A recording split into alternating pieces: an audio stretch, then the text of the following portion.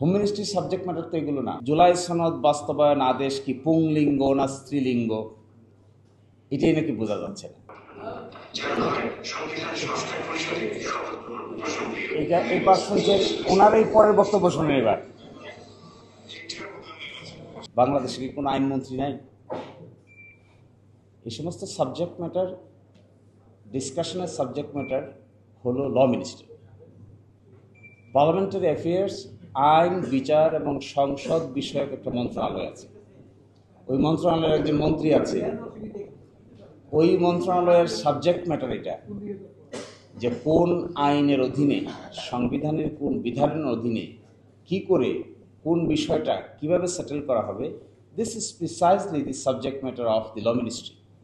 কিন্তু আপনারা ল মিনিস্টারের কোনো কথা শুনেন না কেন? This is mysterious. আপনারা ভেবেছেন কিনা কখনো তা আমি জানি না, কিন্তু from yesterday I have started thinking যে এটা কেমন করে পসিবল, আমাদের ল মিনিস্টার কথা বলে না কেন? হোম মিনিস্ট্রির সাবজেক্ট ম্যাটার তো এগুলো না। হোম মিনিস্ট্রির সাবজেক্ট ম্যাটার হলো পুলিশ, হোম মিনিস্ট্রির সাবজেক্ট ম্যাটার হলো ইমিগ্রেশন, হোম মিনিস্ট্রির সাবজেক্ট ম্যাটার হলো ল এনফোর্সমেন্ট এজেন্সিস। কীভাবে আইন শৃঙ্খলা বজায় থাকবে, that is what is the subject matter of the law ministry, home ministry.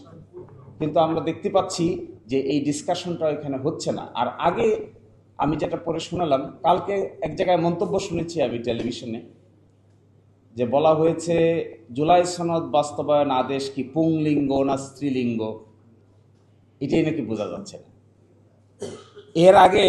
এর আগে তিনি বলেছেন তার আগে কথাটা ছিল এটা, যে জবরদস্তিমূলক মার্শাল লয়ের মতো কোনো আইন করলেই তো হবে না, জুলাই সনদটা মাস্কুলিন না ফেমিলিন তাই তো বুঝতে পারি না।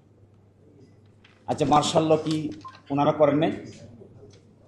বাংলাদেশে মার্শাল ল প্রথম কে জারি করেছে? ওই মার্শাল লর বেনিফিট কে নিয়েছিল?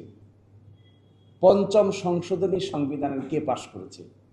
এই প্রশ্ন তো ওনাদেরকে জিজ্ঞাসা করা উচিত।